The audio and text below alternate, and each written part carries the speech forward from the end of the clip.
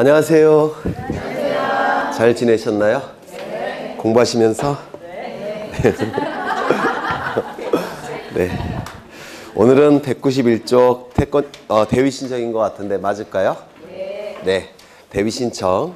대위 신청은 제3자가 당사자를 대신해서 위는 지위라는 뜻이에요.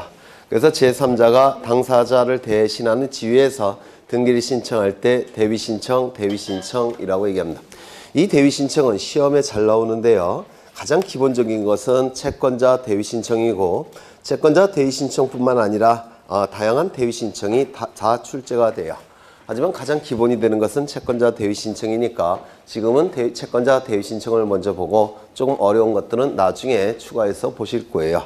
채권자 대위 신청은 채권자가 채무자를 대신하는 지위에서 등기를 신청할 때 채권자 대위 신청이라고 얘기합니다. 여기에 이러한 부동산이 있고 소유자는 갑입니다. 갑이 을과 매매 계약을 체결합니다.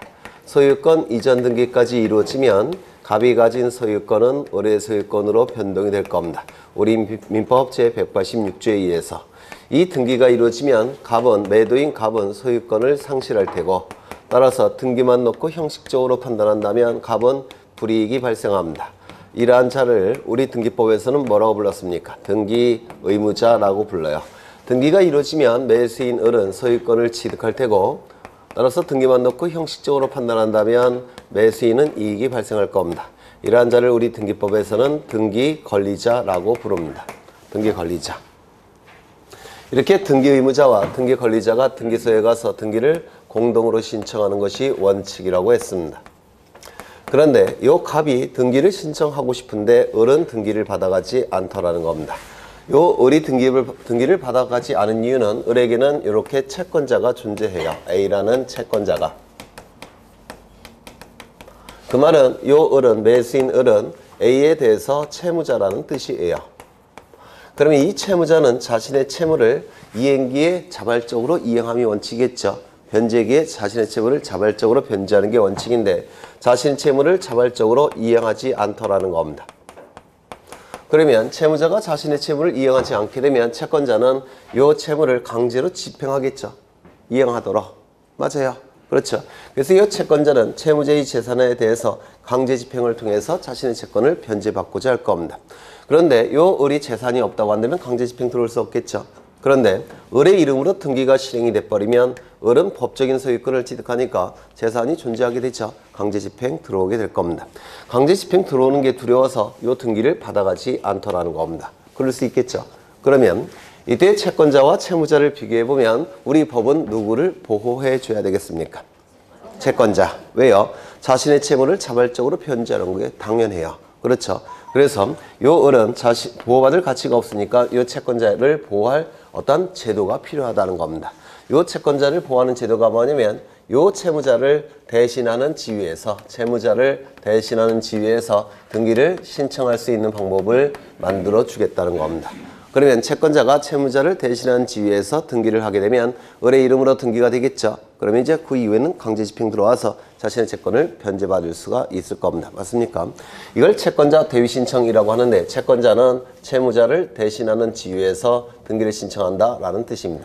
그럼 이 채권자 대위 신청은 무엇을 근거로 하느냐면 우리 민법 제404조에 채권자 대위권이라는 권리가 있습니다. 채권자는 채무자를 대신하는 지위에서 일정한 권리를 행사하는데 이를 채권자 대위권이라고 하는데 이 채권자 대위권은 이 채권자에게 인정되는 채권자 고유한 권리입니다. 채권자에게 인정되는 채권자 고유한 권리예요. 민법에 의해서 인정되는 채권자에게 고유한 권리예요. 그러면 이 채권자 대위권에 근거해서 대위 신청을 인정하게 되면 이 대위 신청은 누구의 이름으로 행사하겠습니까? 채권자 자신의 이름으로 행사하는 겁니다. 다만 등기는 누구 이름으로 등기가 되겠습니까? 채무자 이름으로 등기가 되는 겁니다. 행사는 채권자 이름으로 행사하는 것이고 등기 명의는 채무자의 이름으로 등기가 이루어지게 돼요. 이를 채권자 대위 신청 이렇게 부르겠다는 겁니다. 그런데 이 채권자 대위 신청은 원칙은 아니겠죠. 왜냐하면 등기라는 것은 당사자가 신청함이 원칙인데 채권자 대위 신청은 당사자가 아닌 자가 신청하고 있습니다. 맞습니까? 따라서 이건 예외적인 현상이어서 일정한 요건을 구비해야 됩니다. 이 요건은 세 가지가 있는데 첫 번째, 채권자에게 채권이 있을 것. 채권자는 보호받을 가치가 있는 채권이 있어야 될 겁니다. 다만 이 채권은 보호받을 가치가 있으면 충분하기 때문에 그 종류를 물을 필요가 없습니다. 아무 종류나 상관이 없다는 겁니다. 그래서 물권적 청구권이어도 괜찮고 채권적 청구권이어도 상관이 없고 특정 채권이어도 상관없고 불특정 채권이어도 상관이 없습니다. 금전 채권이어도 상관없고 금전 이외의 채권이어도 상관이 없습니다. 보호받을 가치가 있는 채권이라면 이 채권은 충분합니다. 종류는 따지지 않는다 이렇게 얘기를 합니다. 왜냐하면 채권자 대위 신청은 채권자를 보호하기 위해서 특별히 만든 제도이기 때문에 그렇습니다. 두 번째, 이거를 우리 민법에서는 뭐라고 부르냐면 피보전 권리라고 불러요. 대위 신청을 통해서 보전받는 권리라는 뜻이에요. 민법에서. 피보전 권리라고 부르는 피는 당한다, 수동의 의미를 가진 한자예요. 이 대위 신청을 통해서 보전되는 권리. 보전은 채권자의 채권이 보전되겠죠. 두 번째, 채무자에게 등기 신청권이 있어야 됩니다. 채무자에게 등기 신청권이 있는데 채무자가 자신의 등기 신청권을 행사하지 아니할 때 채권자가 채무자를 대신하는 지위에서 등기를 신청하는 겁니다.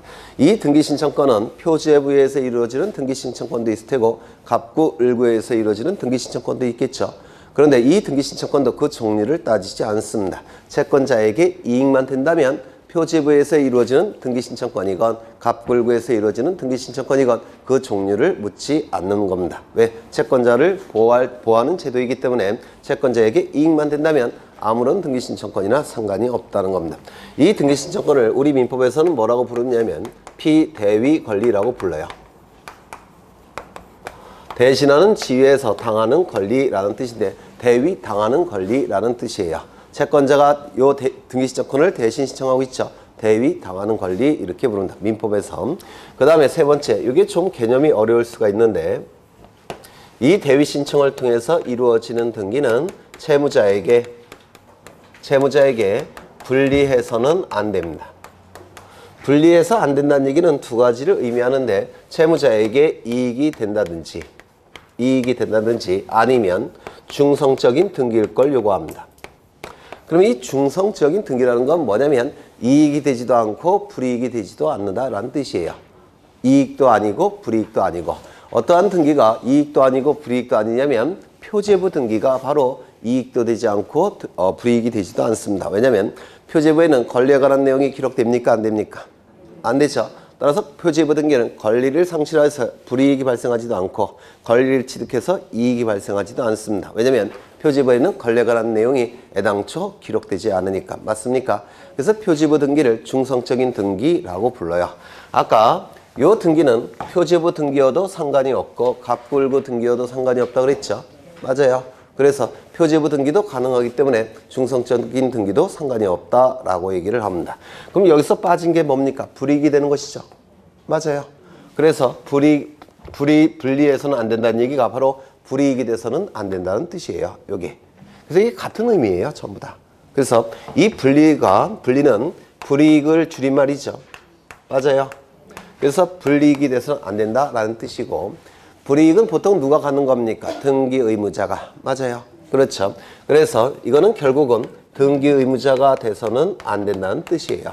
채무자가 등기 의무자가 돼서는 안 된다는 겁니다. 등기 의무자는 저기서 누굽니까? 갑이겠죠. 저기 갑 아닙니까? 저기서 갑이죠. 그러면 이 등기 의무자 갑이 채무자가 돼서는 안 된다는 뜻인데 결국은 그건 뭘 의미하느냐면 여기 이렇게 채권자가 있어서 요 채권자는 안 된다는 뜻이에요. 여기. 그러면 채권자 이쪽에 있는 채권자는 누구의 이름으로 등기가 이루어져 있는 것이 강제집행 들어올 수 있겠습니까? 갑의 이름으로. 만약에 채권자 A가 대위 신청을 통해서 을의 이름으로 등기를 돌려놓으면 강제 집행 들어올 수 있겠습니까? 없겠죠. 그러면 이쪽에 있는 채권자는 대위 신청을 할 필요가 있습니까? 없습니까? 없어요. 그래서 등기 의무자의 채권자는 대위 신청할 수 없다는 뜻이에요. 등기 권리자의 채권자가 대위 신청하는 것이 등기 의무자의 채권자는 대위 신청을 허용하지 않는다는 뜻입니다. 이게 좀 어려운데, 그래서 이 세 가지 요건이 충족이 될 때 채권자는 채무자의 등기 신청권을 대위 행사할 수 있다 이렇게 얘기합니다. 자신의 이름으로, 누구의 명의로? 채무자의 명의로. 그렇죠. 네. 그래서 이게 이제 대위 신청의 내용인데 조금 더 들어가 보겠습니다. 조금 더. 여기에 이러한 부동산이 있고 소유자는 갑입니다. 소유자가 갑인데 요 갑이 을과 매매 계약을 체결합니다. 소유권 이전 등기까지 이루어지면 갑이 소유권은 을의 소유권으로 바뀌겠죠. 맞아요. 이때 갑을 뭐라고 부릅니까? 등기 의무자. 을을 뭐라고 부르죠? 등기 권리자. 그래서 갑과 을은 등기소에 가서 등기를 공동으로 신청하게 될 겁니다. 그렇겠죠. 그런데 아직 등기를 하지 않은 상태예요. 현재 등기부에는 갑의 이름으로 등기가 된 상태입니다. 이때 을은 병과 또다시 매매 계약을 체결합니다. 소유권 이전 등기까지 이루어지면 을의 소유권은 병의 소유권으로 변동이 될 겁니다. 이때 을을 뭐라고 부를까요? 등기 의무자. 병을 뭐라고 부를까요? 등기 권리자.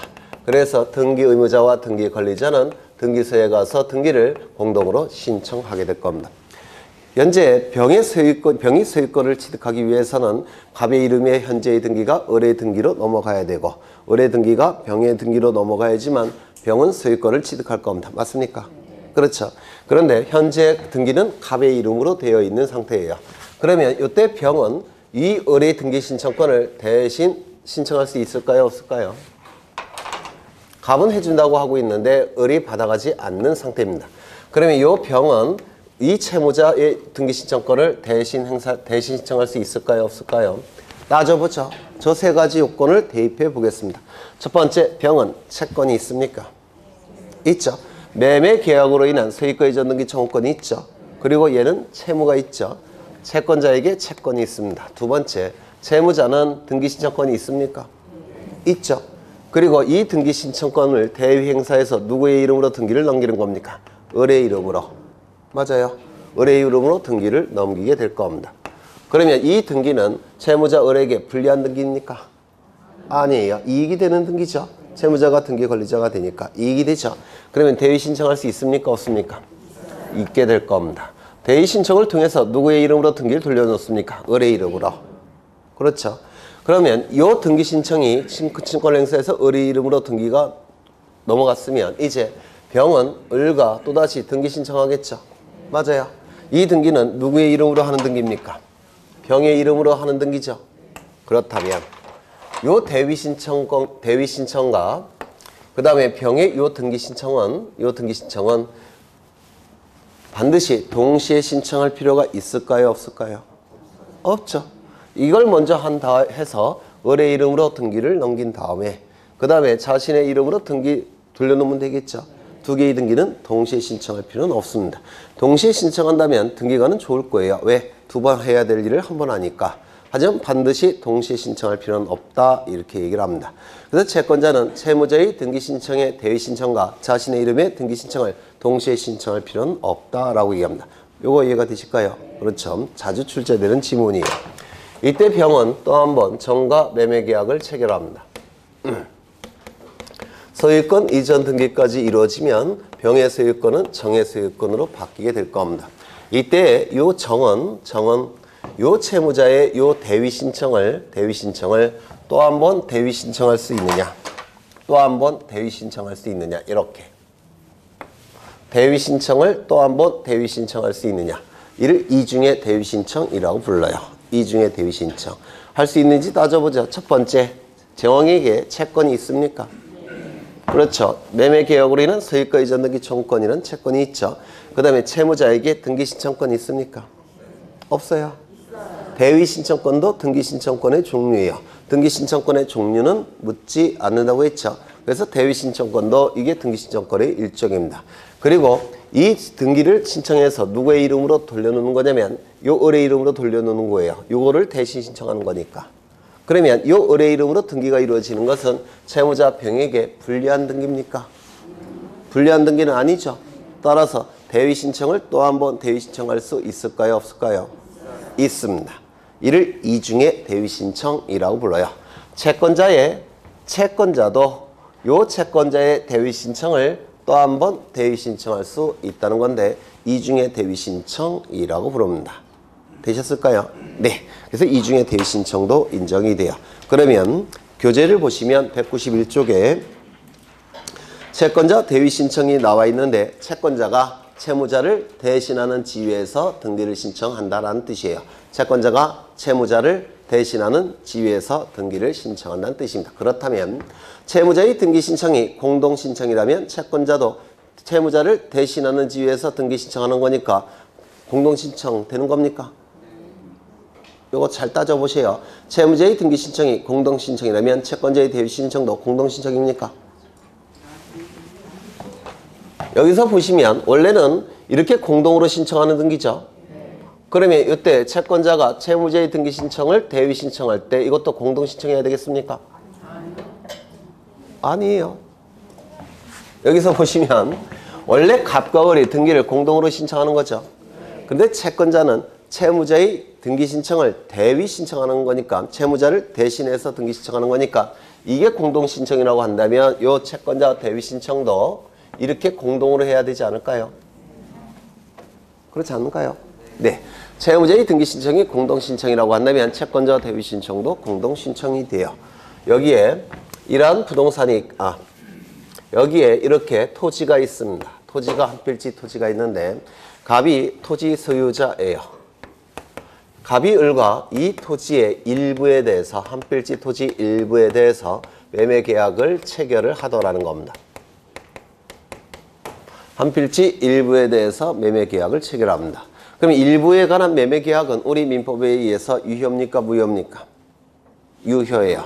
사적 자치 원칙상 일부 매매는 가능합니다. 사적 자치 원칙상.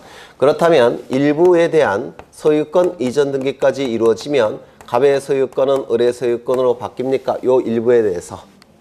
바뀌겠죠? 그러면 이 일부에 대한 소유권 이전 등기는 가능합니까? 불가능합니까? 불가능해요. 민법에서 일물 일권주의 공부하신 적 있습니까? 하나의 물건에 대해서 소유권은 하나만 있어야 돼요. 그러면 만약에 여기 일부 소유권 을이 취득하게 되면 물건은 하나인데 소유권자 둘이 존재해버리죠. 따라서 일물일권주의에 반하게 됩니다. 그래서 부동산 일부에 대한 소유권 이전 등기는 금지되어 있어요. 부동산 일부에 대한 소유권 이전 등기는 금지되어 있습니다. 그러면 일부 소유권 이전 등기가 안 되니까 어떻게 할 수밖에 없냐면 이 일부를 전부로 바꿔줘야 될 겁니다. 전부 소유권 이전 등기를 해야 돼요. 그러면 전부로 바뀌기 위해서는 여기를 어떻게 해야 될까요? 그렇죠. 분할을 해야 되겠죠. 이 분할은 소유권의 등기명인이 신청하는 겁니다. 그래서 이 갑은 등기소에 가서 분필 등기라는 걸 신청하게 돼요. 분필 등기는 한 필지 토지를 분할한다라는 뜻이에요. 분필 등기를 신청하게 됩니다. 이 분필 등기는 표제부 등기이기 때문에 단독 신청이에요. 단독 신청. 그러면 이때 요 을은 갑이 분필 등기를 신청하지 않을 때 대신 신청할 수 있을까요? 없을까요? 따져보죠. 을은 채권이 있습니까? 있죠. 일부에 대한 소유권 이전 등기 청구권이 있죠. 채무자는 등기 신청권이 있습니까? 분필 등기 신청권이 있죠. 이 분필 등기는 채무자 갑에게 불리한 등기입니까?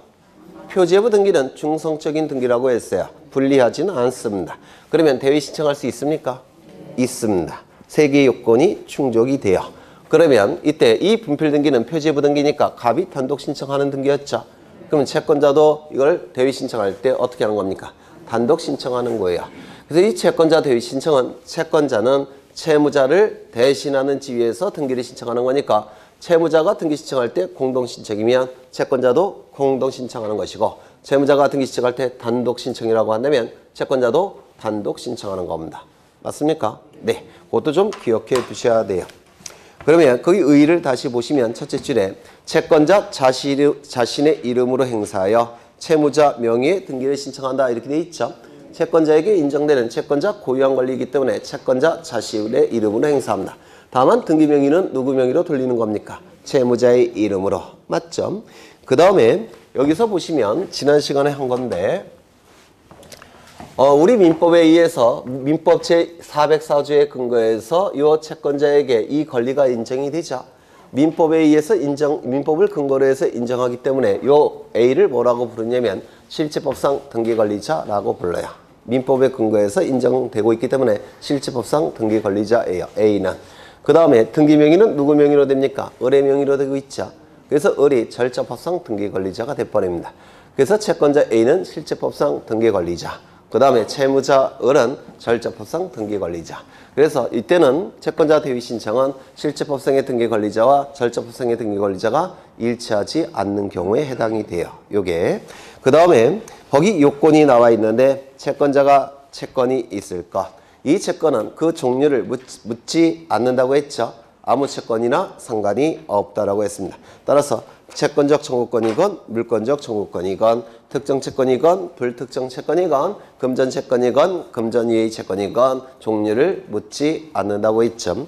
두 번째, 채무자에게 등기 신청권이 있을 것. 이 등기 신청권도 종류를 따지지 않는다고 했죠. 그래서 갑구을구에서 이루어지는 권리에 관한 등기 신청권이건 표제부에서 이루어지고 있는 사실에 관한 등기 신청권이건 그 종류를 따지지 않는다고 했고요. 그 다음에 넘겨보시면 등기는 채무자에게 유리하든지 중성적인 등기일 걸 요구하죠. 따라서 채무자가 불리해서는 안 될 걸 요구합니다. 맞습니까? 채무자에게 불이익이 돼서는 안 될 걸 요구합니다. 이건 뭘 의미하느냐면 채무자가 등기 의무자일 때는 대위 신청은 허용하지 않는다는 뜻이에요. 채무자가 등기 의무자일 때는 대위 신청을 허용하지 않는다는 뜻이고요. 그 다음에 거기 대위 신청의 절차라고 되어 있는데 거기도 이미 설명이 됐습니다. A번을 보시면 채권자가 채무자를 대신한 지위에서 등기를 신청하기 때문에 채무자의 등기 신청이 공동 신청이면 채권자 대위 신청도 공동 신청. 채무자의 등기 신청이 단독 신청이면 채권자의 대위 신청도 단독 신청이 된다라고 얘기했죠. 그 다음에 B를 보시면 거기 둘째 줄 보시면 B에서 채권자가 채무자를 대위하여 등기를 신청하는 경우에 채권자가 채무자를 대위하여 등기를 신청하는 경우에 채무자로부터 채권자 자신의 등기를 동시에 신청하지 않더라도 등기관을 이를 수리해야 된다. 설명돼 있죠? 이걸 얘기하는 거죠. 채무자의 대위 신청과 채권자 자신의 이름으로의 등기 신청을 동시에 신청하지 않아도 상관이 없다고 했죠. 물론 동시에 신청하면 등기관은 좋아해요. 하지만 반드시 동시에 신청할 필요는 없다라고 얘기를 했습니다. 그 다음에 C를 보시면 채권자도 대위 신청할 수 있습니까? 이중의 대위 신청이 인정이 되죠. 세 개의 요건을 충족하고 있기 때문에 이중의 대위 신청도 인정된다라고 했고요. 그 다음에 등기 실행을 보시면 첫째 줄부터 보시면 기억. 채권자 대위에 의한 등기 신청이 있는 경우에 등기를 하면은 채권자의 이름, 주소, 대위 원인을 기록해야 된다. 이 대위 원인은 뭐냐면 여기 채권자에게 이 채권을 발생시키는 원인 행위. 이게 대위 원인이에요. 채권자에게 채권을 발생시키는 원인. 이걸 대위 원인이라고 부르는데 이때 이 병이 을의 등기 신청을 대위 행사할 수 있다고 했죠. 맞아요. 그렇죠. 그러면 이 대위 행사할 수 있었던 이유는 을에 대해서 채권이 있기 때문에 대위 행사할 수 있었죠. 그러면 을에게 채권을 발생시키는 원인 행위는 이거 아닙니까? 매매. 요 매매가 대위 원인이에요. 매매가 대위 원인입니다. 그러면 대위 원인을 증명하는 서류는 뭘까요? 매매 계약서가 될 겁니다. 매매 계약서는 사문서일까요? 공문서일까요? 사문서겠죠. 그래서 대위 원인을 증명하는 서류는 사문서여도 상관이 없고 공문서면 더 확실하겠지만 사문서여도 상관이 없다 이렇게 얘기합니다. 그 다음에 그 밑에 보시면 대위 원인을 증명하는 그게 아니라 어디 갔지? 네. 그 옆에 보시면 채권자는 등기 명의인이 아니므로 주민등록번호는 기록하지 않는다 이렇게 돼 있죠. 등기부에 주민번호가 기록되는 자는 하나예요. 누굴까요? 등기 명의인. 등기 명의인만 주민번호가 기록이 됩니다. 나중에 또 써먹어야 되니까 기억하셔야 돼요. 등기부에 주민번호가 기록되는 자는 등기 명의인만 기록됨이 원칙입니다. 그런데 채권자 대위 신청을 통해서 누구의 이름으로 등기가 됩니까? 채무자의 이름으로. 맞습니까? 그러면 채무자가 등기 명의인이 되니까 채무자는 주민번호가 기록돼야 되겠죠. 그런데 채권자는 등기 명의인이 됩니까? 안 됩니까? 안 돼요. 따라서 채권자는 이름과 주소는 기록하지만 주민번호는 기록해서는 안 됩니다. 이런 것들도 모의고사에 단골로 출제가 돼요. 참 치사하죠. 네. 그래서 채권자는 주민등록번호를 기록하지 않는다. 좀 기억해 두셔야 되고요. 니은은 나중에 보실 겁니다. 그래서 채권자 대위 신청은 이 정도 보시고요. 그 밑에 구분 건물에 관한 등기의 대위 신청, 그 다음에 3번, 4번, 5번 다 할 거예요. 6번까지 나중에 다 할 겁니다. 그러면 이제 대리인에 의한 등기 신청을 보시는데 여기서 기억해 두셔야 될 것은 194쪽에 3번 있죠. 자기계약 상방대리는 우리 민법에서 금지시키고 있죠. 맞아요. 그 이유는 본인에게 해가 될 가능성이 있기 때문에 우리 민법은 자기계약 상방대리를 금지시킵니다. 그런데 우리 등기법에서는 자기계약 상방대리가 허용이 돼요. 왜냐하면 본인에게 해가 될 가능성이 없기 때문에. 그래서 이 대리인에 의한 등기 신청은 자기계약 상방대리가 허용된다. 이것만 기억하시면 돼요. 이걸 10월, 12월 달에 설명을 드렸는데요. 이번에는 좀 생략하겠습니다. 그 다음에 오른쪽을 보시면 등기 신청에 필요한 정보를 보실 건데 여기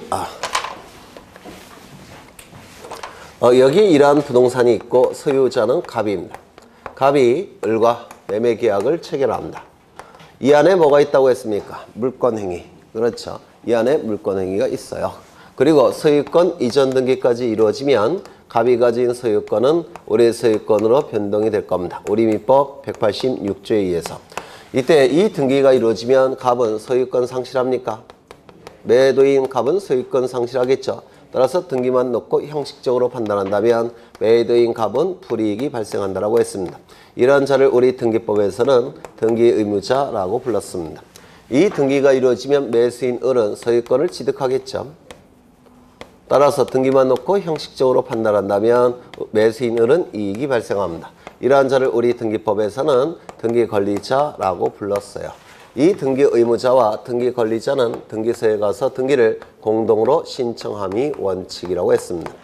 이때 갑과 을은 등기를 신청할 때 등기신청 정보라는 것을 등기소에 제공을 합니다. 등기신청 정보라는 것을 등기소에 제공하는데요.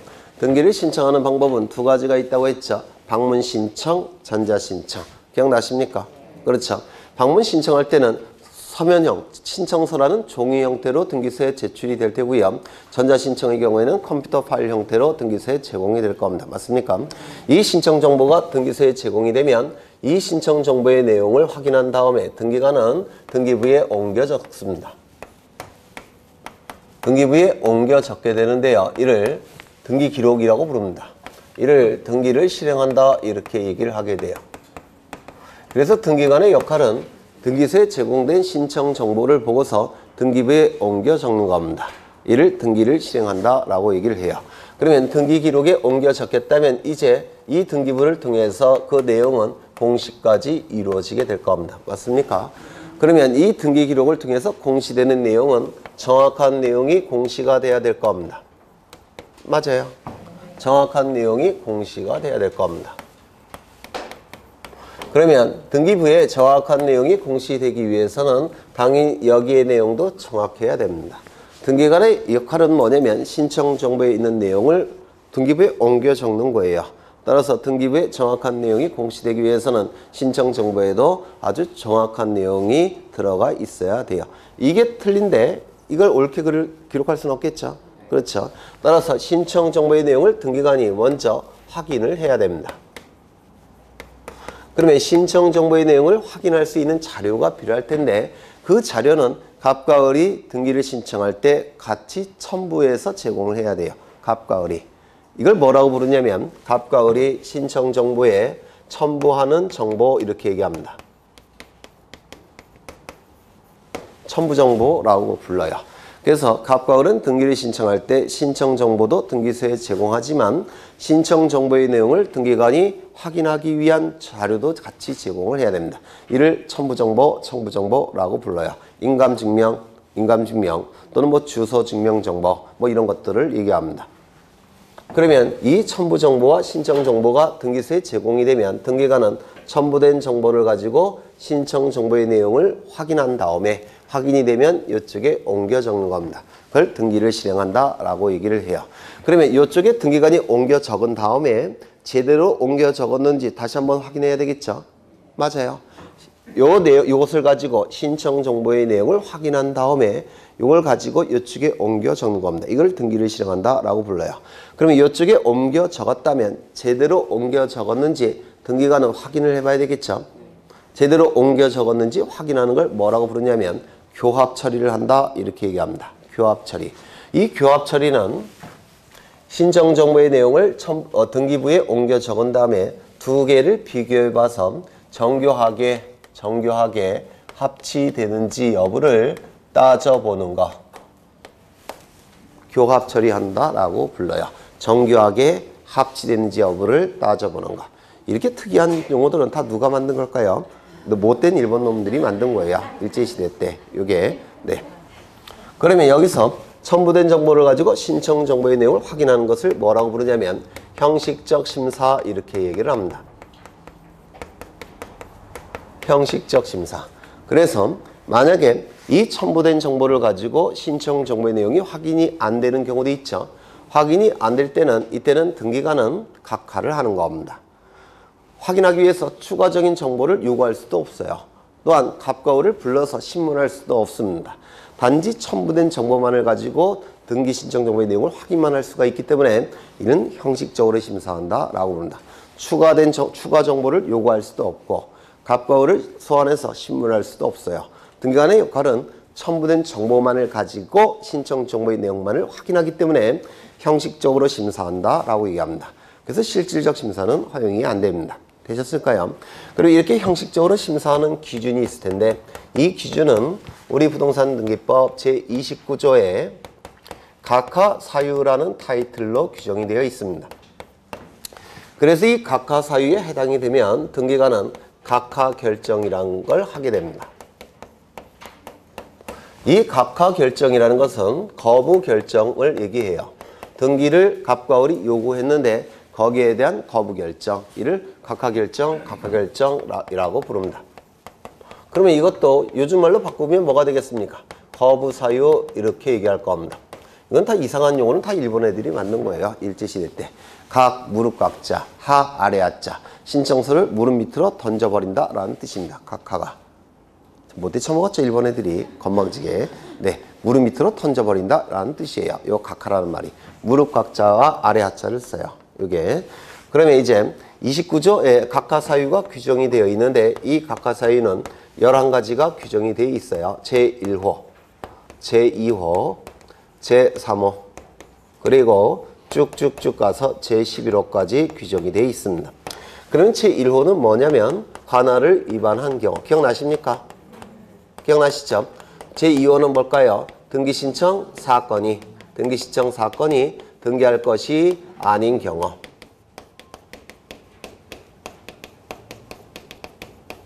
(3호는) 뭘까요? 등기 신청 권한이 없는 자가 신청한 경우. 대리권이 없는 자가 대리 신청을 했다는 겁니다. 이건 등기 신청 권한이 없는 자가 등기 신청한 것이죠. 네, 그게 3호예요. 쭉쭉쭉쭉쭉 이렇게 갈 겁니다. 그러면 이 11가지에 해당이 된다면 각하 사유에 해당이 되니까 각하 결정을 해야 되겠죠. 맞아요. 여기에 해당이 된다면 각하 결정을 해야 될 겁니다. 그런데 등기관이 각하 결정을 하지 않더라는 겁니다. 각하 결정을 하지 않고 등기를 실행을 했다는 겁니다. 이때 이 실행된 등기는 효력이 있느냐? 여러 번 한 거예요. 실행된 등기는 효력이 있느냐? 이게 대단히 중요하다고 했죠. 이거는 각하 사유에 따라서 달라진다고 했죠. 네, 이거 한 10번은 했을 거예요, 벌써. 여기서 달라진다라고 했습니다. 이렇게. 그러면 1호 위반, 2호 위반의 경우에는 당연히 각하 결정을 해야 되는데 각하 결정을 하지 않고 등기가 실행이 됐을 때 이때 실행된 등기는 효력이 있습니까? 없습니까? 공시 기능이 인정될 수 없다고 했죠. 왜냐하면 하자가 너무 크기 때문에. 따라서 이 등기들은 당연히 무효인 등기이고, 당연히 무효인 등기를 등기관이 발견했다면 직권으로 말소할 수 있고, 직권으로 말소하지 아니할 때는 이해관계인이 이의신청 절차를 통해서 말소시킬 수 있다고 했죠. 3호부터 11호 위반일 때는 당연히 각하 사유에 해당되니까 각하 결정을 해야 되는데, 각하 결정을 하지 않고 등기를 실행했을 때 이때 실행된 등기는 하자가 적기 때문에 공시 기능이 있다라고 했죠. 하자가 작기 때문에. 따라서 이때는 당연히 무효인 등기입니까? 아닙니까? 아니라고 했습니다. 따라서 등기관이 발견했을 때 직권으로 말소할 수 있다 없다? 없다. 이해관계인도 이 신청을 통해서 말소시킬 수 있다 없다? 없다. 당연 무효가 아니란 얘기는 유효일 수도 있고 무효일 수도 있는데 뭐 갖고 판단한다고 했습니까? 실체관계와 부합하는 등기라면 유효, 실체관계와 부합하지 않는 등기라고 한다면 그때는 무효라고 했습니다. 기억나실까요? 여기에 해당되는 게 대표적으로 뭐가 있다고 했습니까? 중간 생략 등기, 무효 등기의 유형, 실제와 다른 원인에 의한 등기. 맞습니까? 그렇죠. 그러면 이제부터 뭘 볼 거냐면 신청 정보와 요 첨부 정보를 보겠다는 겁니다. 이제 지금부터 신청 정보와 첨부 정보를 보겠다는 거예요. 그래서 거기 보시면 신청 정보, 등기 신청에 필요한 정보, 신청 정보, 첨부 정보 이렇게 나와 있죠. 그렇죠. 그래서 이제 신청 정보와 첨부 정보를 보겠다는 겁니다. 이 신청 정보는 방문 신청의 경우에는 서류 형태로 등기소에 제공되겠죠.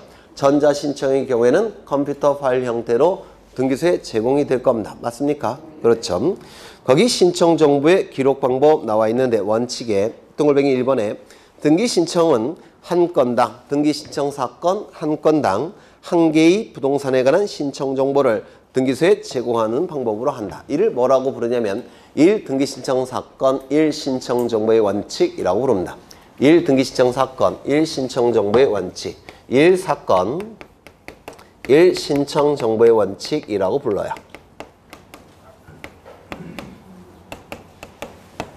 등기 신청 사건 하나마다 신청 정보는 등기소에 하나씩 제공을 해야 된다는 겁니다.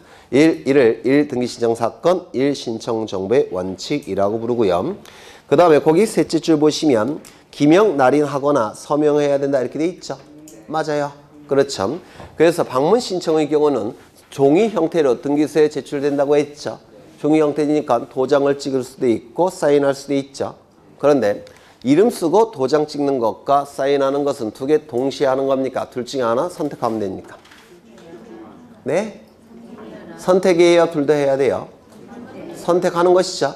그래서 거기 뭐라고 되어 있냐면 기명 날인하거나 서명해야 된다라고 되어 있는데 기명이라는 얘기는 기는 기록한다, 명은 이름이라는 뜻이에요. 이름을 기록하고 날인은 도장을 찍는다라는 뜻입니다. 그 다음에 서명은 사인한다라는 뜻이에요. 그런데 작년에 뭐라고 출제가 됐느냐면 기명 날인하고 서명해야 된다 이렇게 출제했습니다. 작년에. 참 나쁜 놈들이죠. 누가 출제하는 놈들이. 그렇죠. 한 문제 50만 원이나 받아 드시면서 문제를 그런 식으로 좀 냈어요. 기명 날인하고 서명해야 된다. 이렇게 출제했습니다. 틀린 지문으로 낸 거예요. 작년에. 그래서 기억해 두십니다. 기명 날인하거나 서명해야 된다. 하거나 여기 동그라미 치십니다. 이것도 해야 돼요. 이제는. 하거나. 네. 선택하라는 겁니다. 둘 다 하는 게 아니라. 그 다음에 2번, 3번, 4번도 다 기억하셔야 돼요. 이런 것들은 요즘 시험에 자주 나옵니다. 요게 2번을 보시면 신청서가 여러 장일 때는 신청인 또는 대리인이 간인을 해야 되고 여기 간인은 뭐냐면 신청서가 여러 장일 때도 있겠죠. 맞아요. 신청서가 여러 장일 때는 그 여러 장이 한 세트라는 것을 표시하기 위해서 이렇게 비스듬하게 놓인 다음에 여기 도장을 찍는 거예요. 이걸 간인한다 이렇게 얘기하죠. 간인한다. 그런데 이것도 작년에 출제가 됐는데 여기 보시면 여기 등기 의무자가 갑, A, B 이렇게 3명이더라는 겁니다. 그러면 간인을 셋이 다 해야 되느냐? 한 명만 해도 충분해요. 그때. 맞죠? 그래서 여기서 한 명 간인하고 얘 한 명 간인하고 그러면 충분합니다. 그래서 등기 신청인이 여러 명일 때는 한 명이 간인하라는 겁니다. 만약에 여기가 한 명이고 여기가 세 명이면 얘 한 명이 간인하고 여기서도 한 명만 간인하면 돼요. 무슨 말인지 아시겠습니까? 이게 작년에 출제가 됐어요. 이것도. 이게, 네. 그래서 그것도 좀 체크를 하십니다. 그 다음에 3번도 읽어보셔요. 3번도 읽어보십니다. 3번도. 네, 이것도 나올 수가 있어요. 요즘은 이런 걸 자꾸 물어봅니다. 넘기겠습니다. 그 다음에 일괄 신청이 나오는데 예외 일괄 신청. 원래 등기 신청 사건 하나마다 신청 정보는 하나씩 등기소에 제공한다고 했죠. 이를 일건 1 신청 정보의 원칙이라고 부릅니다.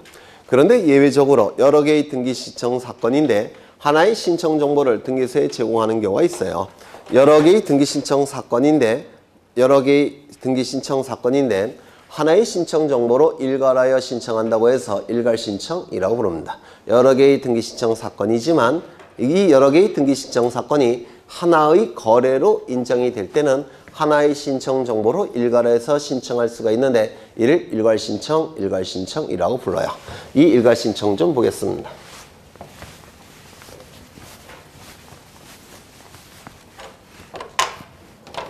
여기에 이렇게 토지가 존재합니다. 이 토지의 소유자는 갑이에요. 그리고 이 토지 위에 이렇게 건물도 존재합니다. 건물의 소유자도 갑이에요. 보통은 토지와 그 토지 위에 있는 건물은 보통은 일반적으로 같은 사람이 소유하죠. 이게 소유자가 달라버리면 결국은 건물이 철거돼요. 그래서 소유자와 그 토지 소유자와 토지 위에 있는 건물은 보통은 일반적으로 소유자가 같아요. 이때 이 건물에 대해서 을이 사고 싶어요. 그렇다면 이 을은 건물만 사겠습니까? 건물만 사면 나중에 법정지상권이 인정이 돼도 나중에 한참 후에는 건물이 철거될 겁니다. 그래서 보통 을은 건물만 사서는 안 돼요. 따라서 뭐도 사야 될까요? 토지도 보통은 사게 될 겁니다. 이렇게 두 개의 부동산이 같이 거래되는 경우가 있겠죠. 맞아요. 두 개의 부동산이 같이 거래가 되는 경우도 있습니다. 그러면 여기에 등기가 이루어지면 소유권을 취득할 테고 이때도 등기가 이루어지면 소유권을 취득하게 될 겁니다. 맞습니까? 그런데 이 토지와 건물은 별개의 부동산이죠. 별개의 부동산이니까 따로따로 등기부에 등기해야 되겠죠. 그러면 이 등기신청 사건은 몇 건의 등기신청 사건입니까? 2건의 등기신청 사건이에요. 맞아요. 2건의 등기신청 사건이라고 한다면 이 등기신청 사건마다 신청 정보를 각각 등기소에 제공하는 것이 원칙이죠. 그렇죠. 그런데 보통 이러한 경우에는 거래가 같이 이루어집니까? 같이 이루어지죠. 같이 이루어지기 때문에 한 건의 신청 정보로 일괄하여 예외적으로 신청할 수가 있다는 겁니다. 이를 일괄신청이라고 불러요. 그래서 여러 개의 등기신청 사건이지만 하나의 거래로 이루어질 때는 하나의 신청 정보로 일괄하여 신청할 수가 있는데 이를 일괄신청이라고 부릅니다. 원칙은 별개의 부동산이니까 이렇게 등기 신청해야 되겠죠. 그런데 같은 거래로 이루어지기 때문에 한 건의 신청 정보로 일괄해서 신청할 수 있는데 이를 일괄신청이라고 불러요. 이 일괄신청은 두 가지가 있습니다. 두 가지가 있는데요. 예전에 한 5년 전인가 그때까지만 해도 이것만 있었어요. 원칙적인 일괄신청. 이 일괄신청은 뭐냐면 관할이 동일하고 등기 목적이 동일하고 등기 원인이 동일할 때 한 건의 등기 신청 정보로 신청할 수 있는 원칙적인 일괄신청입니다. 관할이 동일하고 등기의 목적이 동일하고 등기 원인이 동일할 때는 한 건의 신청 정보로 신청할 수가 있는데 이게 원칙적인 일괄신청이에요. 두 번째 이게 추가가 됐는데 관할이 동일한 경우 대법원 규칙이 정하는 경우에는 이때도 일괄신청이 허용이 됩니다. 관할이 동일한 상태에서 대법원 규칙이 정하는 경우에도 일괄신청이 가능하는데요. 이 대법원 규칙이 정하는 경우는 세 가지가 있어요. 이때 이것만 볼 거예요. 이거는 대단히 출제될 가능성이 높고요. 이거는 뭐냐면 공매 절차에서 나타나는 일괄 신청인데요. 공매 절차 들어보셨죠? 그 다음에 이거는 경매 절차에서 나오는 일괄 신청이에요. 그런데 이 공매 절차와 경매 절차는 아직은 여러분에게 좀 어렵습니다. 민법 지식이 좀 더 필요해요. 그래서 오늘은 요 일괄 신청만 볼 겁니다. 세 가지 중에서 요거는 대단히 출제될 확률이 높습니다. 이것도 사실은 민법 지식이 필요한데 워낙 중요하고 출제 빈도가 워낙 높기 때문에 여러분 민법 지식이 필요 없지만 있으셔요? 없으세요? 없다고 생각하는 게 마음 편하죠? 네. 그러니까 이건 설명을 드릴 거예요. 요 원칙적인 일괄 신청은 여기서 다 보여드렸어요. 여기 보시면 이 토지와 건물은 관할이 동일할까요? 등기소의 관할이? 네. 똑같겠죠? 그 토지 위에 건물이 있으니까 관할이 동일할 거. 두 번째, 등기의 목적이 동일합니까? 네. 둘 다 소유권 이전을 목적으로 하죠. 등기의 원인 동일합니까? 네, 동일하죠. 이때는 원칙적인 일괄 신청이 당연히 허용됩니다. 관할이 동일할 것, 등기 목적이 동일할 것, 등기원인이 동일할 것. 이건 결국은 뭐냐면 한 개의 거래로 간주하겠다는 겁니다. 하나의 거래로 간주해버리니까 신청 정보는 몇 건이 필요합니까? 한 건이. 그렇죠. 이게 원칙적인 일괄 신청이에요. 그리고 대법원 규칙이 정하는 일괄 신청 요것 좀 보겠습니다. 요것만. 여기 7억짜리 부동산이 있습니다. 소유자는 갑이에요. 7억짜리 부동산이 있는데 소유자는 갑입니다. 갑이 을로부터 10억 원을 빌리고자 합니다. 을이라는 은행으로부터 10억 원을 빌리고자 해요. 그냥 빌려줄까요? 그냥은 안 빌려줄까요? 그냥은 안 빌려주겠죠. 그래서 담보를 요구할 겁니다. 맞습니까? 담보를 요구할 거예요. 그러면 이 갑이 을에게 요 7억짜리 부동산에 대해서 담보를 제공하면, 즉 저당권을 설정해주면 을이 10억 원 빌려줄까요? 안 빌려줄까요? 빌려줘요. 세상이 그렇게 만만한지 아셔요? 네? 10억을 빌리는데 7억짜리 담보 제공하면 빌려줍니까? 안 빌려줘요. 네, 세상이 그렇게 만만치 않죠. 살아오니까 그렇던데. 눈을 똑바로 뜨고 있는데도 어느새 누가 코베갔죠? 저는 그런 경우를 학원에서 많이 당했어요. 안타깝지만, 네. 그래서 안 빌려줄 겁니다. 그런데 다행히 이 갑에게는 와이프가 있겠죠. 이렇게. 와이프가 3억짜리 아파트 갖고 있어요. 그럼 이것도 담보로 부탁해서 제공한다면 10억 빌려주겠습니까? 이때는 빌려줄 수 있겠죠. 그래서 이렇게 저당권을 실행할 겁니다. 이렇게 되면 은행은 담보 돈 빌려주겠죠. 10억 원을. 맞아요. 그렇죠. 그러면 이때 이 은행은 두 개의 저당권을 취득하는데요. 맞아요. 두 개의 저당권. 네. 여기에 대해서 요 부동산 등기부에서 10억 원 채권액을 등기하고 저당권 설정 등기하겠죠. 그 다음에 요 3억짜리 등기부에, 3억짜리 부동산 등기부에 10억 등기하고 채권액 10억 등기하고 저당권 설정 등기하겠죠.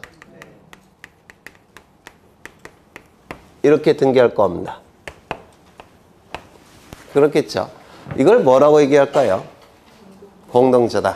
그래서 이건 두 개의 저당권이 아니에요. 사실은 공동저당권 한 개예요. 공동저당권 한 개입니다. 만약에 여기 7억짜리 부동산 등기부에 7억 저당권 설정 등기, 여기에 3억 저당권 설정 등기 이렇게 돼버리면 이건 일반 저당권 두 개예요. 이게 채권액이 다르죠. 그렇죠. 근데 여기는 채권액이 같죠. 이건 공동저당권 한 개예요. 이게. 그래서 이게 채권액이 같을 때만 공동저당권, 채권액이 다를 때는 일반 저당권 두 개가 존재하는 겁니다. 그러면 공동저당과 일반 저당권 두 개의 차이점 느끼십니까? 채권액이 같으냐 다르냐 갖고 판단을 하게 돼요. 그럼 이 저당권 설정은 전부 다 10억 원 채권을 담보하기 위해서 설정한 겁니까?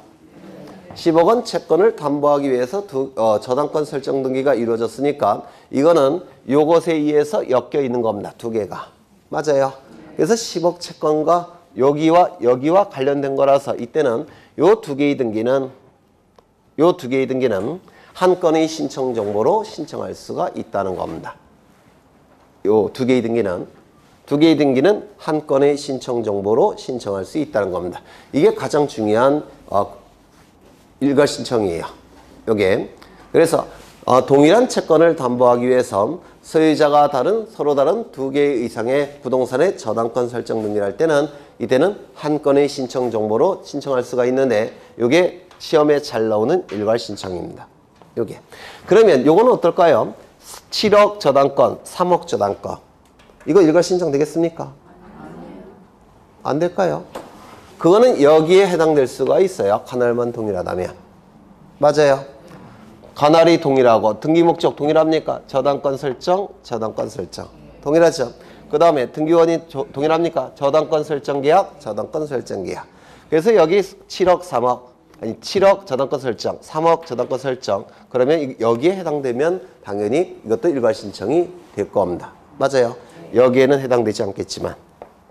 여기에는 해당되지 않겠지만. 그렇겠죠. 그러면 책을 좀 보겠습니다. 거기 일괄 신청과 동시 신청 나와 있는데요. 그 위에 거기 일괄 신청 동글뱅이 1번을 보시면 등기 목적과 등기 원인이 동일하거나 그 밖에 대법원 규칙으로 정하는 경우에는 같은 등기소의 관할 내에 있는 여러 개의 부동산에 관한 신청 정보를 일괄하여 제공하는 방법으로 등기를 신청할 수가 있는데 이게 뭐라고요? 일괄 신청. 그렇죠. 거기 일괄 신청과 동시 신청 이렇게 나와 있는데 여기서 기억을 반드시 기억하셔야 돼요. 기억. 같은 채권의 담보를 위하여 소유자가 다른 여러 개의 부동산에 대한 저당권 설정 등기를 신청하는 경우 이때 한 건의 등기 신청 정보로 신청할 수 있는데 이게 시험에 잘 나오는 일괄 신청이라는 겁니다. 밑줄 좀 치죠. 같은 채권의 담보를 위하여 밑줄 치시고 같은 채권 뭡니까? 15억 채권. 그렇죠. 그 다음에 소유자가 다른 밑줄 치십니다. 소유자가 다른. 소유자가 같다고 한다면 이때는 원칙적인 일괄 신청에 해당될 수가 있을 겁니다. 소유자가 같다고 한다면. 이것도 원칙적인 일괄 신청에 해당될 수가 있어요. 등기 목적이 같고 등기 원인이 같기 때문에. 그 다음에 저당권 설정 등기 밑줄 치십니다. 그래서 이거는 꼭 외워두셔야 돼요. 기억은 꼭 외워두셔야 됩니다. 나올 가능성이 대단히 높으니까. 그런데 거기 밑에 니은이 나와 있죠. 공매처분, 그 다음에 매각대금 지급뒤 조치 이렇게 나와 있죠. 요 매각 절차를 옛날에 경매 절차를 지금은 매각 절차 이렇게 불러요. 경매 절차를 얘기하는 겁니다. 요 두 가지는 나중에 설명을 드릴 거예요. 아직은 너무 어려우니까 요 하나만 일단 기억해 두십니다. 그 다음에 오른쪽을 보시면 거기 동글뱅이 5번에 등기필 정보라고 보이십니까? 이거 별표 하나 치십니다. 그 다음에 밑에 특수한 기록사항 나와 있고 필요적 정보 내용, 임의적 정보 내용 나와 있죠. 이거 별표 치셔야 돼요. 반드시 기억해 두셔야 됩니다. 반드시 기억해 두셔야 돼요. 이때 왼쪽에 있는 필요적 정보 내용 같은 경우는 민법 지식에 올라가면 당연히 여러분이 기억하셔야 될 내용이에요. 이게 민법 지식이 좀 올라가면 민법에서 다 언급이 될 겁니다. 물론 우리 등기법에서도 다 언급할 거예요. 나중에 4월 달에. 그 다음에 오른쪽 임의적 정보 내용 이것도 출제될 확률이 대단히 높다고 했는데 이건 이미 설명을 드렸어요. 기억나실까요? 네? 등기 신청 정보에 기록해도 그만, 기록하지 않아도 그만인 것을 임의적 내용 정보. 등기 신청 정보에 반드시 기록해야 되는 내용들을 필요적 내용 정보 이렇게 부릅니다. 맞아요. 그렇죠. 그럼 임의적 내용 정보 또는 임의적 기록 사용이라고도 부르는데 첫 번째, 약정이라는 문구가 있다든지 특약이라는 문구가 있다든지 합의라는 문구가 있다든지 계약이라는 문구가 있다면 기록해도 그만, 기록하지 않아도 그만이라고 했는데 이거 기억나십니까? 맞아요. 이걸 등기부에 기록할 때는 약정 등기라고 불렀죠.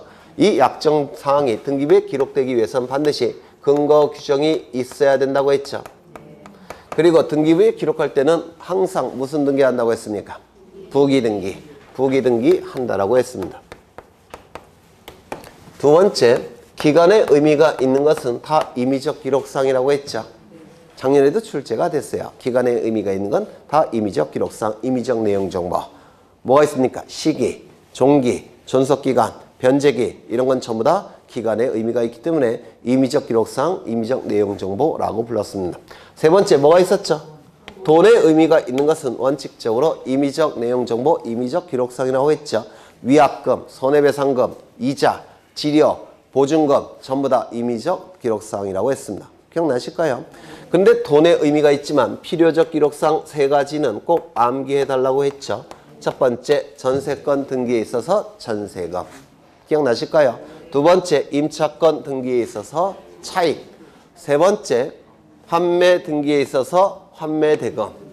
환매대금은 매매대금과 매매비용으로 구성이 돼요. 그래서 환매 등기에 있어서 매매대금, 매매비용. 이게 환매대금이에요. 이 세 가지는 꼭 기억해 달라고 부탁을 드렸는데 얼핏 기억나실까요? 네.